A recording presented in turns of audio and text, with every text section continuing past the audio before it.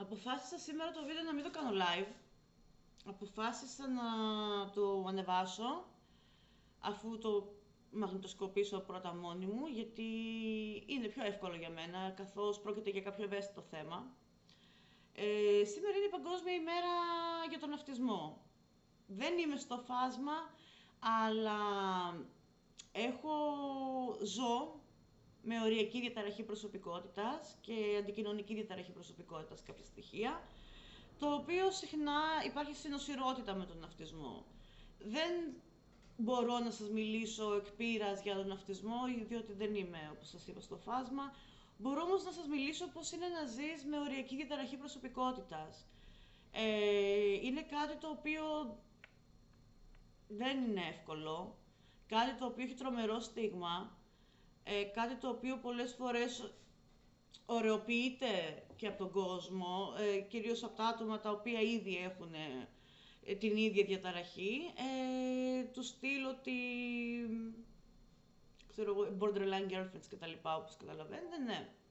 Δεν είναι τόσο ωραίο και τόσο ρομαντικό όσο ακούγεται το να ζεις με κάποιον ο οποίος έχει borderline.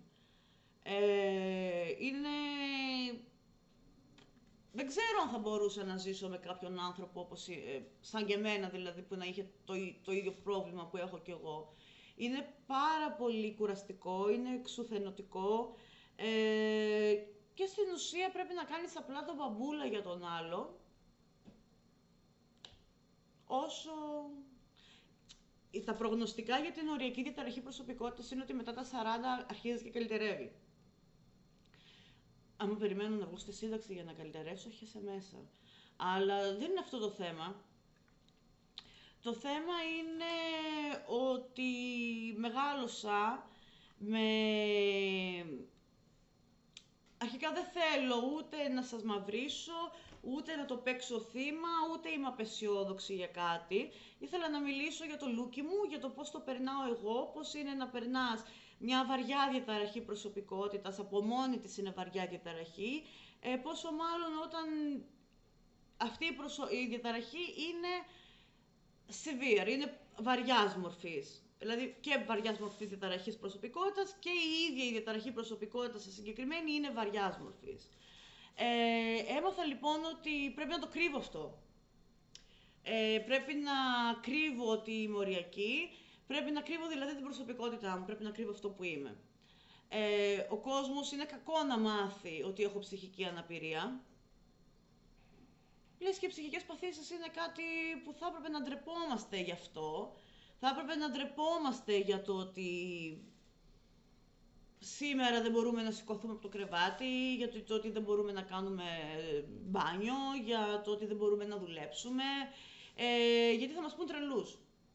Αλλά κανονικά θα έπρεπε να ντρέπονται όσοι αντιμετωπίζουν κατά αυτόν τον τρόπο την κάθε είδους αναπηρία, όχι μόνο τις ψυχιατρικές, αλλά ειδικά σε αυτό το κομμάτι, που για μένα είναι πιο ευαίσθητο γιατί το περνάω η ίδια. Δεν ξέρω πόσοι από εσάς έχετε ακούσει για την οριακή διαταραχή προσωπικότητας, λέγεται και μετεχμιακή διαφορετικά. Αν θέλετε μπορώ να σας πω τι είναι η οριακή διαταραχή. Στην ουσία, βασικά θα σας περιγράψω αυτά που περνάω εγώ και στο τέλος θα σας πω συνοπτικά ποια είναι τα συμπτώματα της οριακής. Λοιπόν, λαμβάνω φαρμακευτική αγωγή πάρα πολλά χρόνια, από το 18 μου. Περιττό να σας πω ότι για να βρεις το κατάλληλο φάρμακο για σένα είναι πάρα πολύ δύσκολο. Πρέπει, εκτός και αν είσαι από τους τυχερούς που σου δίνουν τα φάρμακα και σε πιάνουν με την πρώτη. Αλλά σε είδος στη ψυχιατρική φαρμακολογία είναι πιο δύσκολα τα πράγματα, καθώς δεν έχεις ένα μικρόβιο που στο τάδε μικρόβιο ενδείκνεται η τάδε αντιβίωση, οπότε την παίρνεις και όλα κομπλέ. Είναι κάτι το οποίο θέλει δοκιμές, να δεις τι σου ταιριάζει, για να καταλήξω στο αντικαταθλιπτικό που παίρνω τώρα. Φανταστείτε ότι το έχω δοκιμάσει όλα. Το αντικαταθλιπτικό που παίρνω τώρα ήταν η εσχάτη των λύσεων στον τότε ψυχίατρο που με παρακολουθούσε. Και όμως είναι αυτό το οποίο παίρνω από τότε μέχρι τώρα και το οποίο μου έχει κάνει καλό. Σε σχέση με τα άλλα που ήταν είτε τα έπαιρνα είτε δεν τα έπαιρνα, το ίδιο μου κάνανε. Έχω δοκιμάσει δοκιμάσει να κάνω ψυχοθεραπεία 3 χρόνια σύνολο, δεν ήταν συνεχόμενα, ήταν 3 χρόνια όμως το σύνολο. Να σας πω ότι δεν με βοήθησε. Και το λέω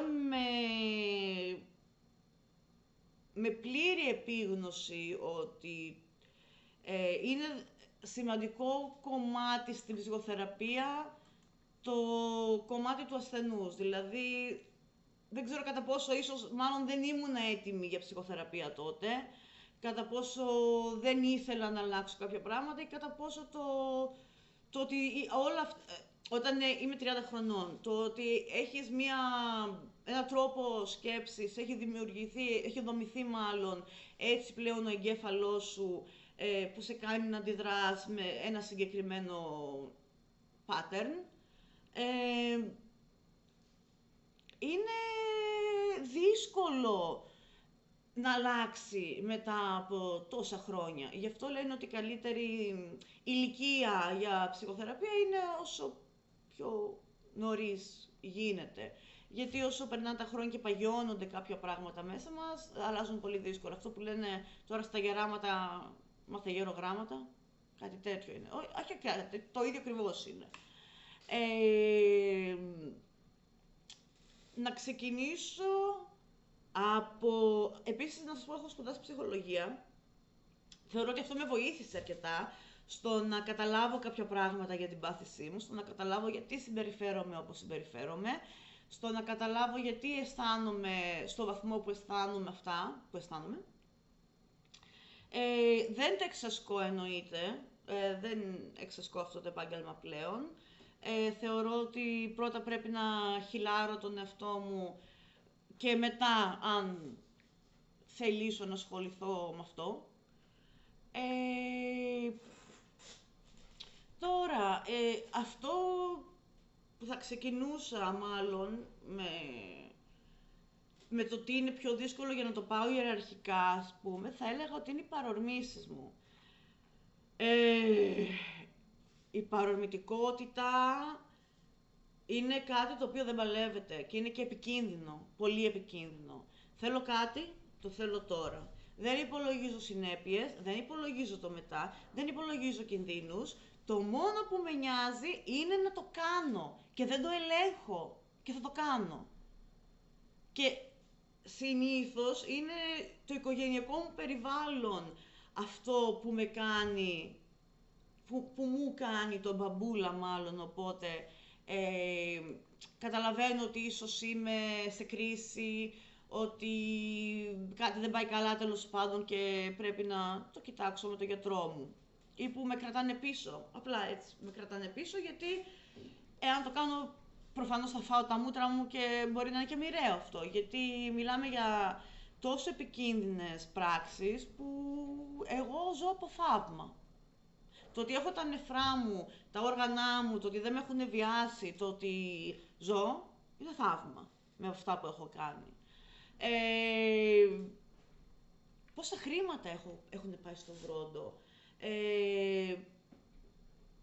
Χρήματα τα οποία δεν έχω, γιατί ζω με επιδόματα. Όποτε πιάνω μια δραχμή που λένε στα χέρια μου και δεν έχω, δηλαδή και τώρα που ζω με επιδόματα προφανώς και δεν έχω για να ξοδέψω και να ήθελα.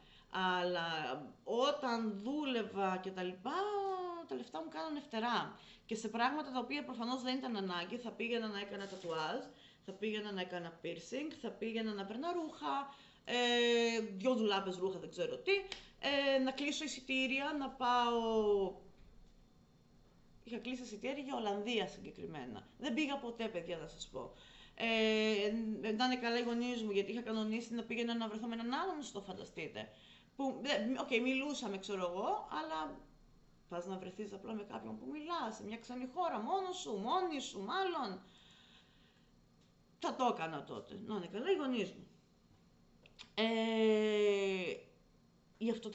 Όχι, θα μιλήσω μετά για τις αναλλαγές στη διάθεση, οι οποίες, παιδιά, δεν παλεύονται. Μιλάμε τώρα ότι τώρα μπορεί να είμαι νορμοθυμική, κάτι να μου κάνει ένα trigger και χωρίς να υπάρξει κάτι να μου κάνει το trigger, μπορεί πολύ απλά τώρα να είμαι νορμοθυμική, σε λίγο να μην είμαι. να αρχίσω να κλαίω, να με πιάνει απόγνωση, απογοήτευση, τι κάνω, το ένα το άλλο, τι γίνεται με τη ζωή μου, δεν μου αρέσει αυτός ο κόσμος, ευχές θανάτου, να είμαι up, στο άλλο άκρο. Και συνήθως οι παρορμητικότητες με πιάνουν όταν είμαι up, όταν είμαι στο... Δηλαδή πως είναι στην διπολική που έχω την υπομανία, υπάρχει κάτι τέτοιο και στην οριακή, δηλαδή ακόμα και ψυχοσικά συμπτώματα μπορούμε να βγάλουμε και είχα βγάλει κι εγώ. Υπήρχε διάστημα στην εφηβεία μου που είχα ψυχοσικά συμπτώματα και νομίζανε ότι ήταν ψύχωση. Αλλά δεν ήταν ψύχωση, ήταν από την οριακή. Ήταν ένας κόσμος που είχα φτιάξει ώστε να νιώθω ασφάλεια εγώ εκεί μέσα. Και ήταν απλά κάτι το οποίο το πίστευα, αλλά ήταν απλά μια φαντασία. Μια σανίδα ασφάλειας, ας πούμε. Οι σχέσεις είναι ένα τεράστιο κομμάτι στην οριακή. Και στις φιλικές σχέσεις και γενικά στις διαπροσωπικές σχέσεις δυσκολευόμαστε αρκετά. Αλλά το σημαντικότερο είναι οι ερωτικές μας σχέσεις. Αρχικά νομίζεις ότι έχεις βρει τον απόλυτο έρωτα. Σε μένα συγκεκριμένα, όταν ερωτευτώ, θεωρώ ότι έχω βρει τον απόλυτο Θεό εκείνη τη στιγμή. Αλλά πρέπει να ερωτευτώ. Αν δεν ερωτευτώ, αν δεν δεθώ πραγματικά, συναισθηματικά, δεν γίνεται αυτό να θεωρήσω τον άλλο τόσο ψηλά και να γίνει κάτι το οποίο μπορεί να είναι είτε κάτι μικρό, είτε κάτι το οποίο όντως να είναι red flag και εκεί αποδομείς την εικόνα που είχες για τον άλλο στο κεφάλι σου. Γίνεται κατευθείαν ο τύραννος, γίνεται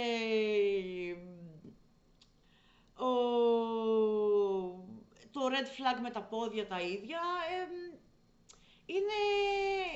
Είναι τελείως άκρα η οριακή, γι' αυτό λέγεται και οριακή. Είναι, το μετέχμιο είναι ότι είσαι στα άκρα, σε όλα. Είσαι ανάμεσα στην ψύχωση και στην εύρωση, είσαι ανάμεσα στο μαύρο και το άσπρο, δεν υπάρχει φάσμα του γκρι, υπάρχει μόνο άσπρο και μαύρο. Είναι αυτό ή είναι το άλλο. Τώρα,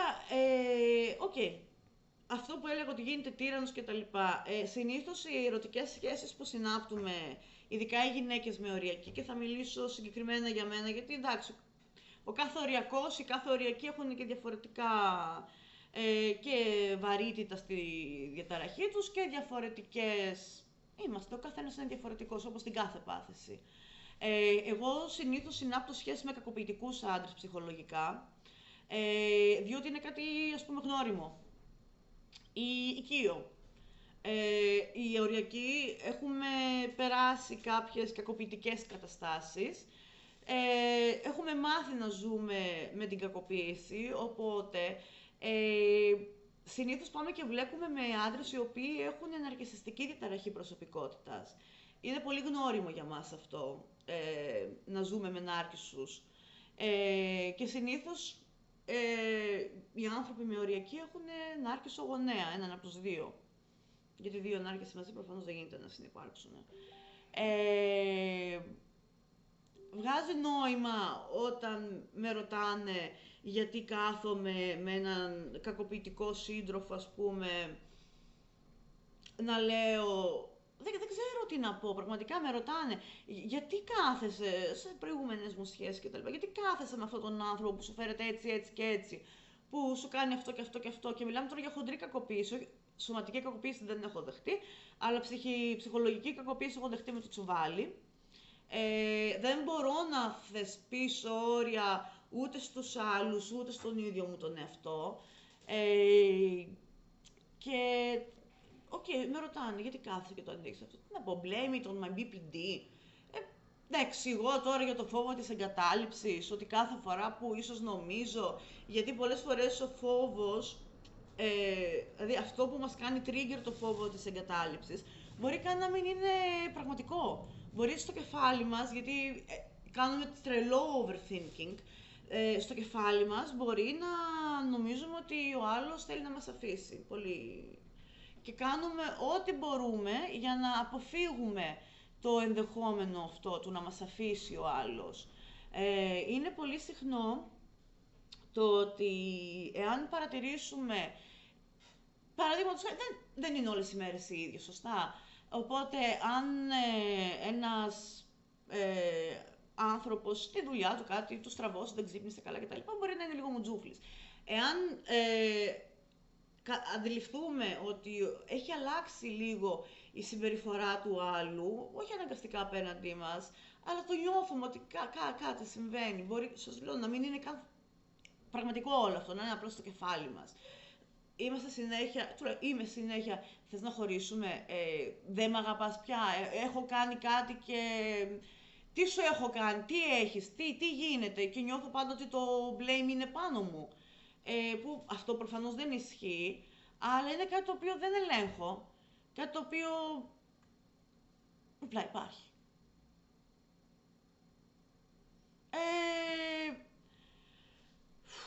Οι αυτοτραυματισμοί, σημαντικό κεφάλαιο και αυτό στη ζωή μου. Τελευταία φορά αυτοτραυματίστηκα πριν 1 χρόνο.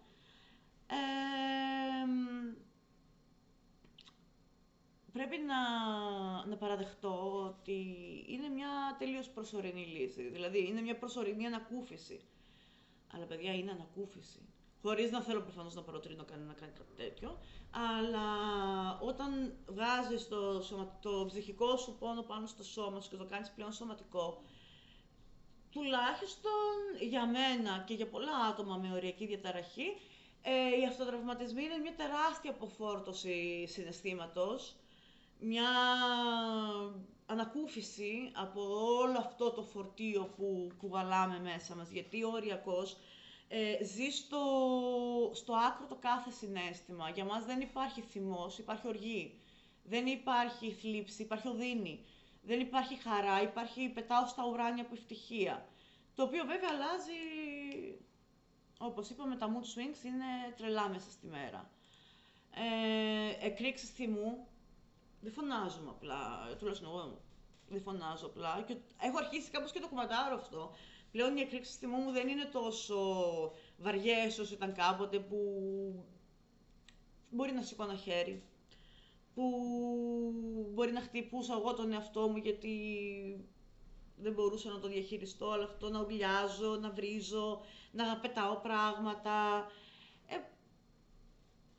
Είναι κάτι το οποίο όλα αυτά που σας λέω δεν τα ελέγχουμε. Και μπορεί να πεις, εντάξει, πώς γίνεται να μην έχεις τον έλεγχο του εαυτού σου. Εάν είχα τον έλεγχο του εαυτού μου, δεν θα είχα αυτή τη διαταραχή. Ο κάθε άνθρωπος. Είχα μια συζήτηση με τον κολλητό μου και εκείνος είναι διπολικός, κάτι του έλεγα και μου λέει ότι στην ουσία δεν είναι η πάθησή μας αυτή που μας καθορίζει σαν ανθρώπους, αλλά είναι η προσωπικότητά μας. Και εγώ τι να πω. Έχω και διαταραχή προσωπικότητας, έχω 2 διαταραχές προσωπικότητας, έχω και την αντικοινωνική κάποια traits. Δηλαδή, στην ουσία εμένα η ταυτότητά μου είναι αυτό. Ναι, είναι αυτό. Έχει διαμορφωθεί έτσι η προσωπικότητά μου, έχει διαμορφωθεί ο εγκέφαλός μου έτσι. Κάνω αποπροσωποποιήσεις. Δεν ξέρω αν αυτό που ζω είναι αληθινό μερικές φορές. Χάνω κάθε επαφή με τον εαυτό μου και την πραγματικότητα όταν ζω κάτι πολύ στρεσογόνο για μένα όταν είμαι σε κρίση. Έχω αρκετά κενά μνήμης από περιστατικά που έχουν γίνει, γιατί ο εγκέφαλός μου απλά τα αποθεί. Και γιατί είναι πολύ βαριά για να τα περάσει συνειδητά και με επίγνωση όλα αυτά. Οπότε κάνεις αποπροσωποποίηση στην ουσία. Είναι σαν να μην συμμετέχεις σε όλο αυτό, σαν να μην ξέρεις αν αυτό που ζεις είναι πραγματικό ή όχι. Επίσης το αίσθημα του κενού, που πραγματικά αυτό δεν ξέρω πώς να το περιγράψω, είναι αυτό που λένε οι λέξεις, είναι αίσθημα κενού. Κενό, τίποτα. Το ότι δεν θέλουμε να ανήκουμε κάπου, θέλω να ανήκω κάπου, έχω την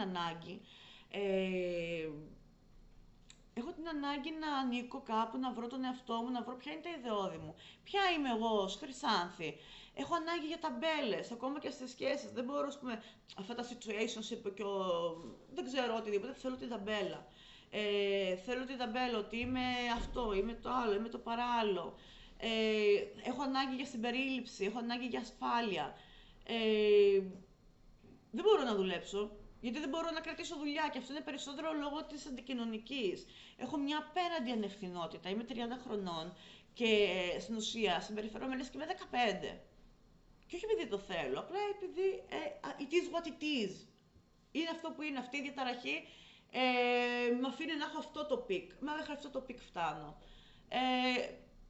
Όπως είπα, υπάρχει περιθώριο βελτίωσης και γι' αυτό το λόγο είμαι και τελείως αντίθετη στην ευθανασία λόγω ψυχιατρικών παθήσεων. Πιστεύω ότι πάντα υπάρχει ένα παραθυράκι, ότι πάντα υπάρχει το περιθώριο της βελτίωσης, που δεν είναι καθόλου εύκολο. Απαιτεί πολύ προσωπική προσπάθεια και να βρεις καλό θεραπευτή και ψυχίατρο και ψυχοθεραπευτή που θα αναλάβει και τη φαρμακευτική αγωγή και την ψυχοθεραπεία, αλλά βασικά είναι θέμα προσωπικής δουλειάς. Και γι' αυτό το λόγο θεωρώ ότι όλοι έχουμε και μια ελπίδα αν δουλέψουμε με τον εαυτό μας, άμα αποδεχτούμε κάποια πράγματα και πούμε ότι ναι, αυτό θέλω να τα αλλάξω. Στην ουσία, καταχρήσεις. Δεν θα επεκταθώ σε αυτό το κομμάτι, αλλά καταχρήσεις. Σε όλα τα επίπεδα. Είτε ας πούμε από ουσίες, είτε από φαγητό, είτε καταχρήσεις γενικότερα. Άρα στην ουσία, η οριακή διαταραχή προσωπικότητας είναι η αστάθεια στις σχέσεις, ο φόβος της εγκατάλειψης, η αστάθεια στα συναισθήματα, η παρορμητικότητα, αυτοτραυματισμοί, διαταραχές ταυτότητας. Όλο αυτό εμένα τουλάχιστον με κάνει μη λειτουργική. Ξέρω αρκετές κοπέλες, γιατί κυρίως κοπέλες βγαίνουν με τη διάγνωση της οριακής, κυρίως, όχι ότι δεν υπάρχουν και άντρες οριακοί, αλλά ξέρω αρκετές κοπέλες οι οποίες έχουν οριακή και είναι αρκετά λειτουργικές. Δουλεύουν, έχουν μια normal, όσο δυνατόν, normal ζωή και τη ζωή της νόρμας, ας πούμε, που εγώ δυσκολεύομαι πάρα πολύ σε αυτό το κομμάτι.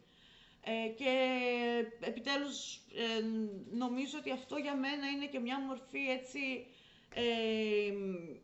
κάθαρσης, το ότι το βγάζω έξω, ότι